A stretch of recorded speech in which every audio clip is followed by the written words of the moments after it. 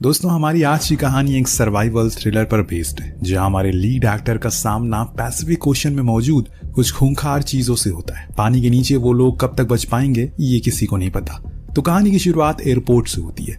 Vista airline की flight जो कि लैग से होकर लॉस केबस जा रही है, उसे बोर्ड करने के लिए पैसेंजर उसमें चढ़ते जा रहे हैं। इनमें से एक पैसेंजर एवा भी होती है, जो कि बड़े पॉलिटिशियन की बेटी थी।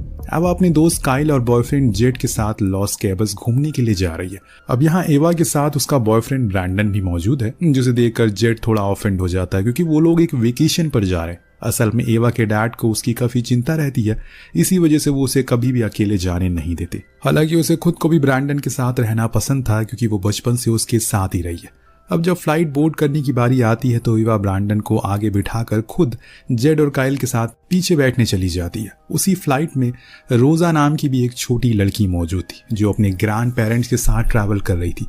अब रास्ते में रोजा का टेडी गिर जाता है, जिसे एवा ढूंढ कर देती है, और इस तरह से उनमें एक प्यारा बॉन्ड बन जाता है।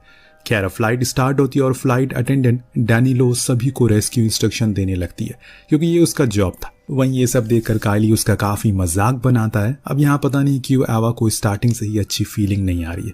खैर, कुछ ही देर में उनका प्लेन पैसिफिक ओशन के ऊपर फ्लाई करने लगता है। तभी अचानक प्लेन में कुछ वाइब्रेशन होती है, जिससे सभी पैसेंजर थोड़ा घबरा जाते हैं। तभी उन्हें बताया जाता है कि प्लेन में कुछ चिड़ियों का झुंड टकरा गया है, तो कोई पैनिक ना करे। इन सब से कुछ देर बाद रोज देखती है कि प्लेन का इंजन धीरे धीरे आग पकड़ रहा है, और देखते ही देखते प्लेन में पूरी वाइब्रेशन होना स्टार्ट हो जाती है। तभी अचानक मेटल का एक पीस बाहर से आता है, जिससे प्लेन का एक पार्ट टूट जाता है और तेज हवा अंदर आने लगती है।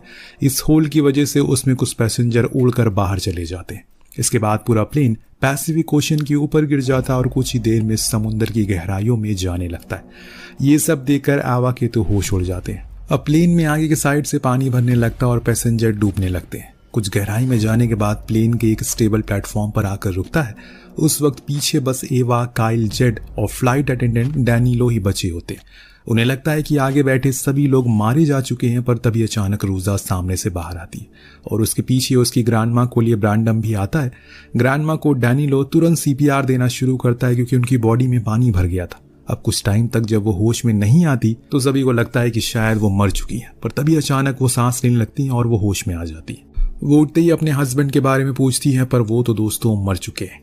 तभी ब्रैंडन डैनिलो को फ्लाइट में मौजूद ऑक्सीजन सिलेंडर लाने के लिए कहता है, पर वो सिलेंडर खाली होते हैं, और ये सब देखकर डैनिलो को अपनी स्टाफ पर बहुत गुस्सा आता है, पर वो क्या ही कर सकते हैं। तभी जेड कहता है कि उसने आगे बैठे एक पैसेंजर के हाथ में ऑक्सीजन सिलेंडर देखा था। ये सुनकर ब्रैंडन उस सिलेंडर को लेने के लिए जाता है। तभी ग्रैंड माँ ब्रैंडम से उसके हस्बैंड की कैब भी लाने के लिए कहती है।